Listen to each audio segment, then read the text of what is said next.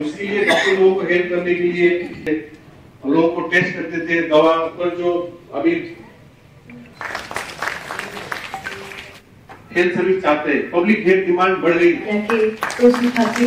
Doctor Kumar Das मूर्ति अनुष्ठान प्रधानमंत्री तथा राज्य हमने अभी हमारे राज्य में देखा, एक समय था कि जब मलेरिया, मेनिंजाइटिस या चैलेंज हमारे सामने है और पब्लिक में हेल्थ सर्विस अच्छी होनी चाहिए। শুভেচ্ছা জানাচ্ছি। আমাদের ডাক্তারদের সবসময় আমাদের হসপিটালগুলোতে বিশেষ বিশেষ জায়গা থেকে অনেক সময় আমাকে বলে যে ডাক্তার দিতে হবে, ডাক্তার দিতে হবে। আমরা জানি একজন ডাক্তার তৈরি হতে গেলে তার অনেক সময়ের প্রয়োজন, রেডিমেড পাওয়া যায় না কোনো ডাক্তার। তারপর তাকে পরীক্ষা দিয়ে আবার পাশ করতে হবে, পাবলিক সার্ভিস কমিশন থেকে পাশ করার পর তারপর তাকে চাকরির অফারের মাধ্যমে তার অ্যাপয়েন্টমেন্ট লেটার, যখন সেই অফার অ্যাকসেপ্ট করবে তারপর তার চাকরি দেওয়া হবে। তো আমরা এর আগেও অনেক চাকরি আমরা দিয়েছি। আমাদের সরকার চাইছে যে যতগুলো আমাদের ভ্যাকেন্সি আছে, ভ্যাকেন্সি পোস্টগুলো যত তাড়াতাড়ি সম্ভব আমরা যাতে সেগুলো ফিল আপ করি। এর মধ্যে আজকে 214 জিডিএমও আজকে এখানে অফার দেওয়া হচ্ছে। এর মধ্যে খুব খুশির বিষয় যে 142 জন হচ্ছে পুরুষ আর মহিলা হচ্ছে 72। এটা ছোট শিশু, একটা বাচ্চা মেয়ে, ছোট বাচ্চার থেকে আজকে একজন বড় ডাক্তার হয়ে গেল।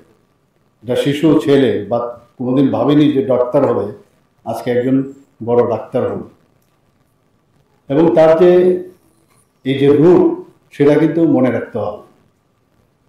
এবং যাদের কারণে আজকে ডাক্তার হয়েছে যারা গার্জিয়ান, মা বাবা, বড় ভাই বোন, তাদের কথাও মনে রাখা উচিত। এখানে যারা লাইব্রেরিয়ান হয়েছেন তাদেরকেও আমি বলব যে আমরা সবাই জানি যে লাইব্রেরিয়ানদের যে রোল, এখন আর সেই এখানে বিভিন্ন স্কুলের মধ্যে লাইব্রেরিয়ানদের একটা শর্টেজ ছিল। আমার সাথে ডাইরেক্টর মহোদয় প্রায়শ বলতেন, তা আমরা বললাম যে ঠিক আছে, এটা তো করতেই হবে, কারণ লাইব্রেরিয়ান ছাড়া কোনো স্কুলও চলে না। এবং লাইব্রেরি এমন একটা আস্থার বিষয় এবং বিশ্বাসের বিষয়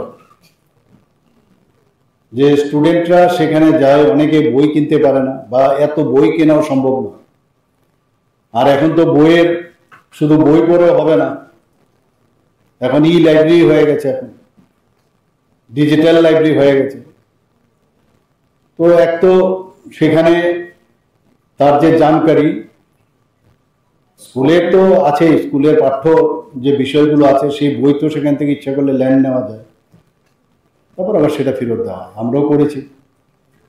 এবং সেই লাইব্রেরির মধ্যে গিয়ে এমন একটা জায়গা যেখানে নিজের যে স্টুডেন্টরা সেখানে গিয়ে যে পিন ড্রপ সাইলেন্স, এটা এমন একটা অবস্থান, সেই জায়গার মধ্যে নিজেকে যে পড়াশোনা করার যে একটা এনভায়রনমেন্ট লাইব্রেরিতে থাকে। বইপত্র তো আমরা দেই, কিন্তু তাকে প্রপার ডিস্ট্রিবিউশনের বিষয়েও যে যিনি লাইব্রেরিয়ান আছেন তারও কিন্তু মানে নখদর্পণে থাকা দরকার যে কোথায় কোন বই আছে। যদিও বুকমার্ক দেখে সেইভাবে বলা হয় এগুলো থাকে, কিন্তু তারপরেও নিজেরও কিন্তু নিজেকে আপডেট করা।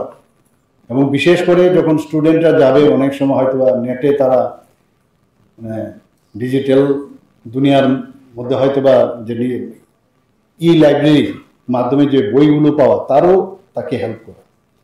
তো বিরাট একটা টিচার যারা আছেন, টিচার থেকে কোনো অংশে কিন্তু লাইব্রেরিয়ানের দায়িত্ব কিন্তু কম নয়, বরং আরো বেশি আমি বলব।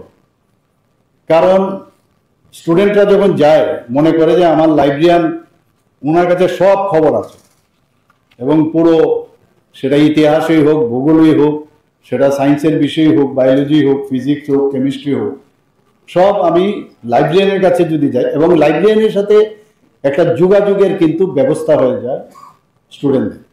আমরা যে অঙ্গ প্রতিস্থাপনের জন্য আমরা অলরেডি মৌ করেছি আমরা, তো সেটা আগামী দিন হবে। এখানে আগরতলা গভর্নমেন্ট মেডিকেল কলেজে আমরা 200 শয্যা বিশিষ্ট যে মা ও শিশুদের মাদার অ্যান্ড চাইল্ডে সেই হসপিটাল যে তৈরি সেখানে হচ্ছে, এবং বিলুনিয়াতেও মাদার অ্যান্ড চাইল্ডের 2025 সালের জানুয়ারিতে সেটারও আমরা ইনোগ্রেট করেছি। আমরা যে নেশা নিয়ে যে সমস্যা, বিশ্রামগঞ্জের ডোনার মিনিস্ট্রি থেকে আমরা প্রচুর টাকা পেয়েছি। সে বিশ্রামগঞ্জে আমি নিজেও সেখানে এই নেশামুক্ত একদম আধুনিক মানে সেই সেখানে একটা আমরা ডিএডিকশন সেন্টার আমরা এখানে খুঁজি। এর মধ্যে আমরা প্রায় প্যারামেডিক্যাল স্টাফ প্রয়োজন, মাল্টিটাস্কিং স্টাফ প্রয়োজন, প্রায় 368 জন আমরা নিয়েছি, 308 জন মাল্টিটাস্কিং নিয়েছি। প্রধানমন্ত্রী জন আরোগ্য যোজনা আপনারা সবাই জানেন, এতে করে আমরা 100% আমাদের যে টার্গেট সেই টার্গেট আমরা ফুলফিল করেছি। তাদেরকে অনেক সুযোগ সুবিধা দেওয়া হচ্ছে, তাদেরকে কার্ড বিতরণ করা হয়েছে। মুখ্যমন্ত্রীর জন আরোগ্য যোজনা সেই একইভাবে আমরাও সেটা শুরু করেছি, সেখানেও প্রায় 5,40,000 উপরে কার্ড বিতরণ হয়েছে। এবং তাতে করে দেখা গেছে ভারতবর্ষের মধ্যে একমাত্র ত্রিপুরা রাজ্য যেখানে উইদাউট ক্যাপিং সব ত্রিপুরার মানুষ কিন্তু এই যে স্বাস্থ্য বীমা যোজনা, মুখ্যমন্ত্রীর জন আরোগ্য যোজনা হওয়াতে সেটা সুবিধা হয়ে গেছে। আমরা সেইভাবে আমরা কাজ করছি। এখানে শিশু মৃত্যুর হার নিয়ে সবসময় একটা কথা হতো, এখন দেখা গেছে অল ইন্ডিয়া লেভেলে শিশু মৃত্যুর হার অনেক হ্রাস পেয়ে গেছে। আমাদের এখানে টিবি মুক্ত ভারত অভিযানে আমাদের ত্রিপুরা খুব সাফল্য অর্জন করেছে। 2025 আমরা জাতীয় পুরস্কার পেয়েছি। আমাদের এখানে আমরা বারবার আমি দেখছি যে যখনই কিছু হয়, চোখের কোনো সমস্যা হয়, বাইরে যাওয়ার একটা প্রবণতা থাকে। আমরা গত বাজেটে আমরা ডিসিশন নিলাম এখানে যে 100 শয্যা বিশিষ্ট একটি মানে টার্সিয়ারি আই কেয়ার সেন্টার এখানে করব। আমরা আইএলএসে উঠতে বাদিকের যে জায়গাটা সেটাকে আমরা চিহ্নিত করেছি। তার জন্য আমাকে একটু আগে আমাদের সেক্রেটারি সাহেব বললেন যে টেন্ডার করে দিয়েছে। কাজেই আমরা চাইছি যত তাড়াতাড়ি সম্ভব কাজগুলো যেন আরো তাড়াতাড়ি হয়। আমরা আইজিএম হসপিটালের এই বিষয়ে বিধানসভাতে কথা হয়েছে যে এটাকে বিএম হসপিটাল বলতে হবে। তো ভিক্টোরিয়া মেমোরিয়াল হসপিটালের যে পুরনো যে স্ট্রাকচারটা আছে, এখন নতুন যেসব টেকনোলজি বেরিয়েছে, বিল্ডিং না ভেঙে সেটাকে উপরে উঠানো যায়, জ্যাক করে এটাকে উঠানো যায়। তো সেটাকে উপরে উঠে এটাকে একটা মানে অ্যান্টিক একটা ইয়ে করে সেটাকে আমরা রাখবো সেখানে, এবং তার হিস্ট্রি একটা মিউজিয়ামের মতো করে আমরা সেই ব্যবস্থা আমরা এখানে করছি। আমি আশা করি যে আজকে যারা নিয়োগপত্র পেয়েছেন তাদের আমি শিওর যে একটা নতুন অধ্যায় সূচনা হচ্ছে, এবং আপনাদের যাত্রা শুভ হোক।